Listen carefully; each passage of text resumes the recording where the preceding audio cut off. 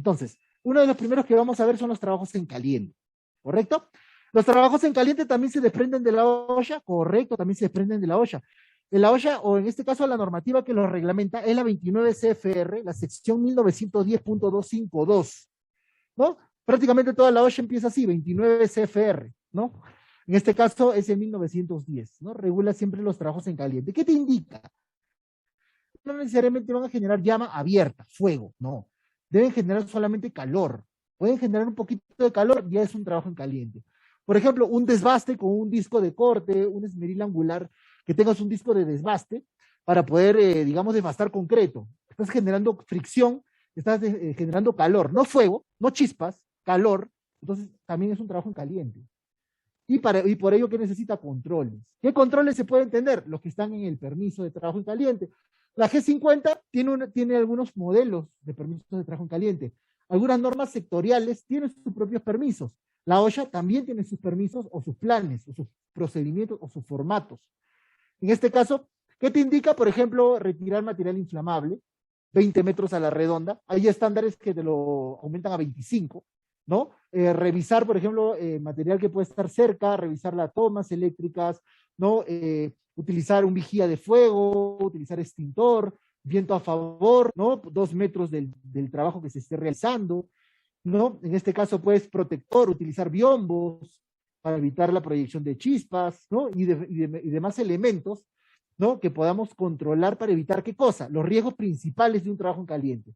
¿Cuáles son los riesgos principales de un trabajo en caliente? La quemadura, la explosión y el incendio, ¿no? Puede ser incendio directamente contra cualquier elemento combustible, las quemaduras a la persona, ¿no? O también puede ser la explosión si estamos trabajando cerca de fuentes de ignición o estamos trabajando cerca de tanques, por ejemplo, de gases, ¿no? Acá hay algunas preguntas, vamos a ver en el chat. A ver, preguntan.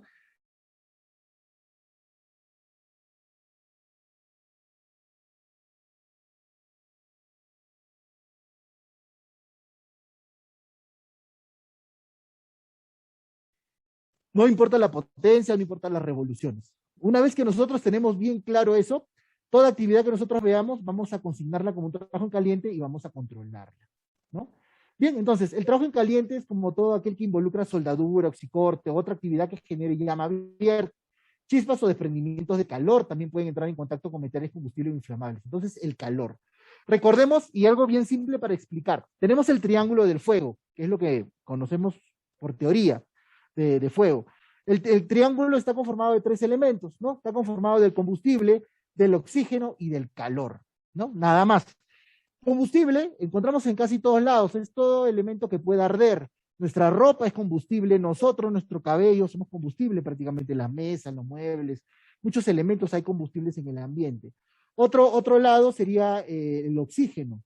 Oxígeno tenemos en muchos lugares, ¿no? El tercero, en este caso, sería el calor. Entonces, para que haya un incendio deben converger estos 3 elementos, ¿no? Y generar una reacción en cadena, de ahí la llamada tetraedro, ¿no? Porque hay una reacción en cadena que genera, pues, que se autosustente el fuego, ¿no? Entonces, de los 3 tenemos 2 en todos lados. Tenemos combustible y tenemos combustible y tenemos oxígeno. Que solamente falta el calor. El calor que lo aporta una descarga eléctrica, el calor lo aporta una superficie caliente, un foco térmico y un trabajo en caliente. Entonces solamente se necesita calor. No llama abierta, no fuego, solo calor. Entonces los trabajos en caliente deben controlarse, sí. ¿Puede haber incendios? Sí. ¿Han habido amagos de incendios que se han dado por trabajos en caliente? Sí, muchos. Entonces debemos controlarlo y tener presente la importancia. Muchas veces he visto trabajos que están esmerilando y el trabajador ni siquiera tiene un mandil, ¿no? Como que no le importa, ¿no? Y eso es algo bien crítico, porque ahí estamos trabajando bastante la percepción, ¿no? De la seguridad del trabajador, su preocupación, su autocuidado, ¿no? He visto casos, por ejemplo, que están también cortando y hay trapos ahí, a veces en construcción civil se da a veces, ¿no? Tienes galoneras o tienes trapos, botellas con algún producto químico, estás ahí esmerilando, está cayendo la chispa, o estás soldando en altura y se están proyectando hacia abajo las partículas incandescentes. Basta que caigan sobre un poco de malla rachel o que caigan sobre un poco de material y se puede incendiar, ¿no? Se puede haber hasta un incendio ahí. Entonces debemos controlar siempre los trabajos en caliente desde esos puntos. La quemadura, por eso el trabajador debe tener EPP especial, ¿no? La explosión y el incendio. En este caso debemos trabajar en el control de eliminación, ¿no? Retirar el material inflamable que se encuentra alrededor de la actividad que se esté realizando, ¿no? Tenemos una norma técnica de la National Fire Protection Association, la NFPA, la 51B, que habla sobre prevención de incendios durante la soldadura corta y otros trabajos en caliente, ¿no? Entonces, como lo define la NFPA 51B, los trabajos en caliente refieren a cualquier trabajo que incluya quema, soldadura u operación similar capaz de iniciar incendios o explosiones. No es simplemente trabajo que incluya llamas. También después de todo, no se necesita de una llama para generar calor. Ojo, una cosa es llama y otra cosa es calor. Se consideran actividades de trabajos en caliente actividades tales como, por ejemplo, perforación, soldadura, roscados, por ejemplo, ¿no? Si tengo una roscadora de tubo galvanizado, por ejemplo, va a generar calor, fricción, entonces es un trabajo en caliente. Molienda, tratamiento en caliente, pulido, por ejemplo, descongelamiento de tuberías y limpieza con abrasivos, por lo general denominado pulido con arena. Entonces, por ejemplo, el famoso arenado que se utiliza, por ejemplo, cuando hace la limpieza de los andamios galvanizados, también es considerado un trabajo en caliente, porque genera calor, fricción, ¿no? Entonces, entendamos, y de esta manera abrimos un poquito nuestro criterio frente a la identificación de los trabajos en caliente, ¿no? Según la NFPA o la National Fire Protection Association. Los trabajos en caliente, recibir y aprobar un curso, se debe llevar un curso, sí, para poder llevar trabajos en caliente o poder realizar trabajos en caliente. Un curso donde te expliquen cómo llenar el permiso, un curso que te explique cuáles son los medios de extinción, en el caso de un amago de incendio, identificar directamente pues, los productos combustibles, los productos inflamables, el EPP que se debe utilizar, ¿no? Para cualquier trabajo en caliente fuera de talleres se debe tener un permiso escrito de trabajos en caliente, quiere un permiso, contar con un observador contra incendios, un observador de fuego, ¿no? Recordemos que la persona que está haciendo el trabajo en caliente está concentrada en el trabajo con las dos manos en la tarea. Si en el caso hay un amago, bueno, necesito una persona que esté cerca ya con un extintor en la mano, porque en una emergencia el tiempo es corto, ¿no? No podemos esperar que pase el tiempo, ¿no? Que se dilate, porque puede haber más daño, o puede convertirse ese amago en un incendio.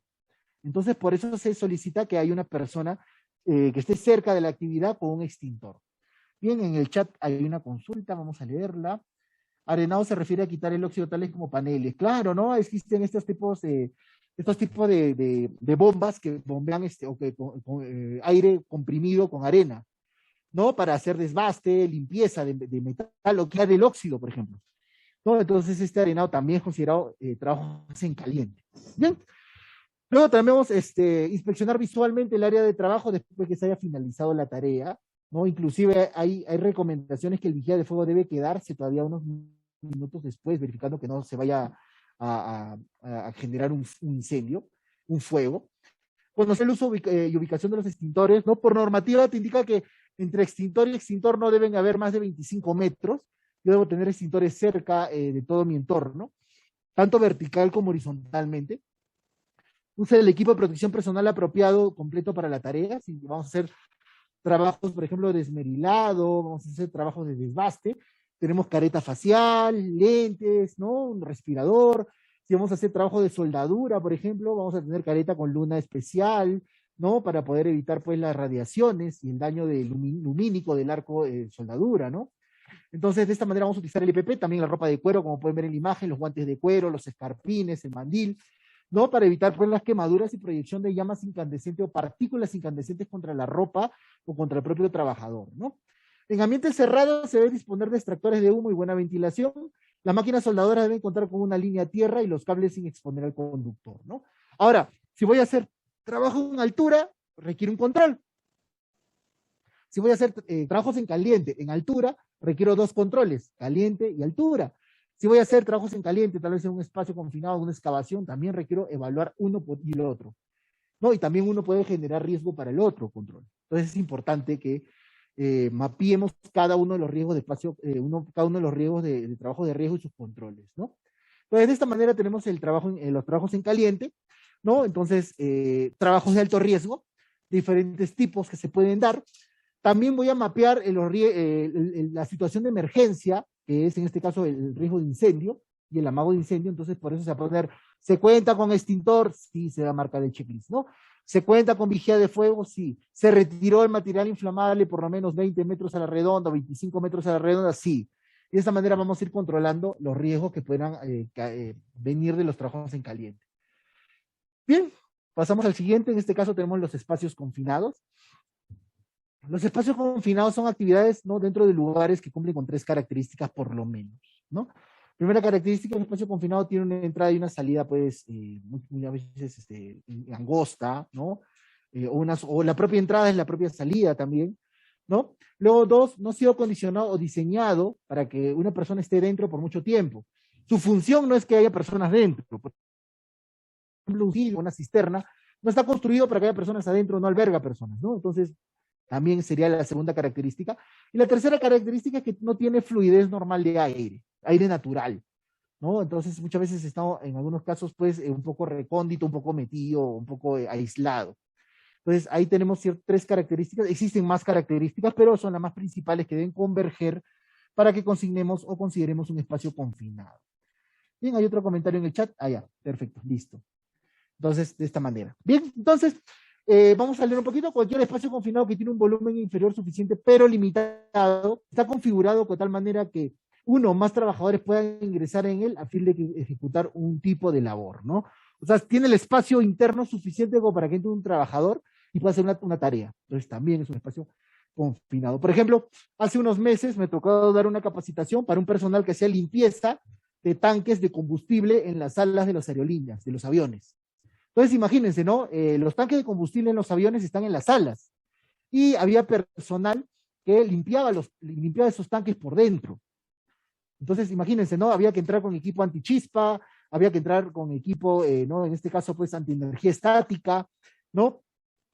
Y bueno, tenía que tener algunos explosímetros, indicadores de nivel, pues, de explosividad y atmósferas explosivas, purgar el tanque, limpiarlo antes de ingresar, ¿no? Y también ingresar prácticamente agazapado, ¿no? Y arrastrarse dentro del tanque, ¿no? Con una pequeña linterna o un pequeño emisor de luz que no genere, pues, descargas eléctricas, inclusive para no generar una explosión. Entonces eran controles de alto riesgo, ¿no? Con riesgo de explosión, incendio y quemadura dentro de un espacio confinado, donde también se reglamenta, pues, ciertos controles. Ahora, si en el trabajo en caliente teníamos los riesgos de quemadura, explosión y incendio, en el espacio confinado tenemos también riesgos y podríamos mapear 3 de ellos. Uno sería la asfixia, falta de oxígeno por el espacio. La segunda sería la intoxicación, ¿no? Contacto o inhalación de vapores o gases tóxicos. Y la tercera sería un accidente físico dentro del espacio confinado y se requiera, pues, rescatar o recuperar al trabajador. Como es un espacio recóndito, a veces retirar a una persona, una víctima, es bien difícil y debe estar también en un plan, ¿no? Que considere ello, ¿no? A ver, otro comentario en el chat. Ingresar al espacio confinado del ejemplo sin celulares, correcto, ¿no? En muchos casos hay controles que son específicos del espacio confinado. Por ejemplo, me ha dado hacer trabajos y el personal, y dentro de los que están ahorita presentes pueden entender, ¿no? A veces cuando se impermeabiliza, por ejemplo, una cisterna, ¿no? Se hace por dentro y se aplica un producto bituminoso a todas las paredes de la cisterna de agua, ¿no? Entonces ese producto es fuerte, la inhalación es demasiado fuerte, quema inclusive respirar, ¿no? Entonces ahí hay controles, un tipo de control específico, ¿no? Para evitar la inhalación de un compuesto, un producto químico, ¿no? En otros casos, por ejemplo, tenemos el área muy recóndita, muy metida, o tenemos obstáculos dentro del espacio confinado que pueden generar golpes, caídas, tropezones. Y en este caso también necesitamos, pues, controlarlo, porque si alguien se accidenta, se fractura o se daña dentro del espacio confinado, también rescatarlo o extraerlo va a ser otra película, ¿no? Y también un tema muy interesante. Hay algunos controles que te indica la OSHA, ¿no? También nos habla sobre, por ejemplo, que debe haber un vigía afuera que debe tener contacto con las personas que estén dentro. Es más, el vigía debe conversar y debe evaluar al personal que esté dentro. En algunos casos hay trabajadores que también tienen un control que es una línea de rescate, que es un arnés con una línea que va en la parte de la espalda hacia la salida. Y en el caso que suceda una emergencia, sin ingresar y exponerse, puedes jalar la línea y puedes recuperar al trabajador. ¿Dónde se aplican las excavaciones profundas, por ejemplo? ¿No? En la construcción de calicatas, por ejemplo, ¿no? Verticales, donde ingresan los trabajadores, también de la misma manera, pues ahí se entiva y también al trabajador pues se le pone una línea de descenso, ¿no? También se suministra oxígeno también, entonces diferentes controles. Es, por ejemplo, la inhalación de vapores tóxicos o muchos no son pues perceptibles, ¿no? En algunos casos unos huelen, otros no, y no es como en las películas que uno siente pues un olor o ve una nube verde que se le acerca y es tóxico, no. Simplemente muchos de estos vapores o estos gases venenosos no son perceptibles a simple, ¿no? Directamente. En muchos casos el trabajador simple va a sentir un poco de cansancio, fatiga, hasta sueño, cuando se intoxique, ¿no? Y va a estar a descansar y ahí puede perder el conocimiento. Entonces, muchas veces sucede en los temas de gaseamiento que se da en las minas, una persona pierde el conocimiento, otro lo ve, ingresa para ver qué tiene, le va a pasar la voz, también se queda, otra persona también ingresa, ve, hoy los ve que están ahí dos personas, los va a ayudar y también se queda y al final entran dos, tres y se quedan ahí. Algo que también sucede, por ejemplo, en las trampillas, en los gente que hace o las gente que hace trabajo de telecomunicaciones, a veces ingresan a estos buzones. Estos buzones pueden tener dentro también óxido, humedad, hongos, ¿no? O puede tener partículas de material biológico en descomposición que puede generar alguna atmósfera contaminante. Entonces también, en todo caso, para los espacios confinados, ¿qué se debe hacer? Un monitoreo de gases. Esto se hace con un equipo que debe estar calibrado. Este equipo tiene diferentes sensores para poder identificar los tipos de gases presentes, incluyendo también los gases combustibles o el grado de inflamabilidad o explosividad que puede tener el recinto, como también el oxígeno para que el trabajador pueda ingresar a respirar, ¿no? Tranquilamente, sin ningún riesgo para su vida, ¿no? Los valores estándares que nos han nombrado directamente por la NIOSH o por la OSHA, estamos hablando de 19.5 a 23.5, ¿no? Menos de 19.5 la persona puede perder el conocimiento simplemente pues, por asfixia, y mayores puede ser pues una atmósfera rica en oxígeno que puede generar una atmósfera explosiva, ¿no? Recordemos que para que haya fuego debe haber, ¿qué cosa? Oxígeno. Y el oxígeno cuando hay en cantidad grande ya se vuelve pues un combustible. Entonces, acá tenemos también que controlar ciertos patrones también, ¿no? Bien, entonces también tenemos cualquier espacio que tiene medios limitados o restringidos para entrar o salir del mismo, es un espacio confinado. Cualquier espacio cuya construcción no está diseñada para ser ocupada por uno o varios trabajadores de manera confinado. También toda excavación con una profundidad considerable, entre caso de 1,50 m, 1,80 m según estándar, debe ser evaluada para determinar la consistencia como espacio confinado, ¿no? Debe aplicar el procedimiento de espacios confinados. En este caso tenemos riesgo de derrumbe, por ejemplo, en una excavación, ¿no? Y se quede pues atrapado el trabajador. Ahora, en el caso de los espacios confinados, las únicas personas que pueden rescatar a alguien de un espacio confinado son rescatistas, personal entrenado, ¿correcto? No es que yo, el trabajador, quiera entrar a sacarlo, no, debo ser personal entrenado. En una excavación, si hay un derrumbe, no cualquiera vamos a entrar a jalar a los trabajadores a diestra y siniestra, ¿no? También hay que evaluar el entorno y ver si es que es riesgoso para ingresar, ¿no? Entonces, en ese aspecto debemos tener bastante cuidado y control, ¿no? Sobre todo para los espacios confinados, ¿no? Bien, entonces, la OSHA que regula los espacios confinados, en este caso es la 29 CFR 1910.146, ¿no? Entonces te dice, ¿qué cosa nos dice la OSHA? Nos dice, por ejemplo, que los permisos requeridos para espacios confinados son, en este caso, ¿qué deben contener? Pueden contener una atmósfera peligrosa o potencialmente peligrosa. Recordémonos que cuando hay acumulación de gases, hay gases que tienen diferente densidad. Hay algunos más livianos que otros. Entonces, cuando uno monitorea un espacio vertical, en este caso monitoree los gases con un equipo, puede utilizar una pequeña cánula o sonda y monitorear a diferentes niveles, porque hay gases que pueden estar acumulados en el fondo del tanque, como hay gases que pueden estar acumulados a media altura o sobre. Entonces debemos monitorear a diferentes niveles, sin ingresar, ¿no? Como pueden ver en la imagen, ¿no? En este caso la imagen tiene un extractor de aire o una manga que está suministrando oxígeno. Ahora, o aire, perdón. ¿Cómo se realiza esto? Bueno, hay unas recomendaciones que también te da la OSHA. Te dice, por ejemplo, si hay partículas en suspensión, hay bastante partículas dentro del ambiente, entonces en ese caso se puede inyectar aire. Pero en el caso, si hay en este caso atmósferas tóxicas o atmósferas peligrosas, se extrae aire, con la finalidad, ¿no? En este caso de evitar que haya pues contacto directo con el trabajador que esté dentro. En ambos casos se debe monitorear el nivel y la calidad del oxígeno en el espacio, ¿no? Bien, entonces luego te dice también, se puede contener un material que puede sumergir a un empleado, puede contener paredes que converjan hacia adentro, piso de pendiente descendiente que pueden originar caídas, tropezones, golpes, ¿no? Y un daño interno. Pueden contener otros peligros serios físicos. ¿Qué hacer? No entre a un espacio confinado con permiso requerido, sin estar capacitado, sin tener un permiso para entrar. Es obligatorio tener una capacitación previa, ¿no? Segundo, estudie y comprenda y siga los procedimientos del empleador, en este caso antes de entrar a un espacio confinado, con permiso requerido y sepa cómo y cuándo entrar y salir. Antes de entrar, identifica cualquier peligro físico. Antes de cualquier, en este caso, debe evaluar el espacio confinado y hacer un monitoreo de gases previo, ¿no? Entonces, que se cumpla, ¿no? Y también debemos tener bastante cuidado.